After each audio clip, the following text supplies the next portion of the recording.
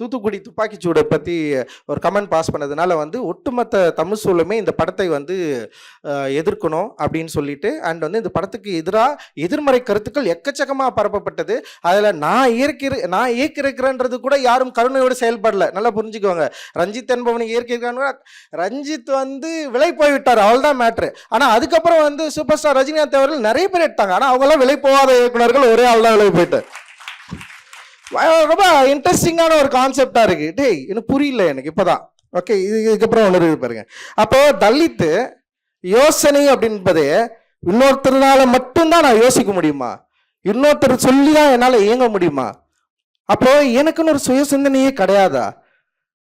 அப்படி இருக்கிறப்பதான் வந்து இப்போ பாபா அம்பேத்கர் வந்து பேசுறப்பவும் வெள்ளைக்காரனால வந்து உருவாக்கப்பட்டவர். அப்ப யார் தான் இங்க சுயம்பு? யார் தான் சுயம்பாக உருவாகி அந்த மக்களுடைய பிரச்சனையை பற்றி பேசியவர்கள்? அப்ப தலித்துகளுக்கு அந்த சுய உணர்வே கிடையாதா அப்படின்ற கோபம் அப்ப வர ஆரம்பிச்சது எனக்கு.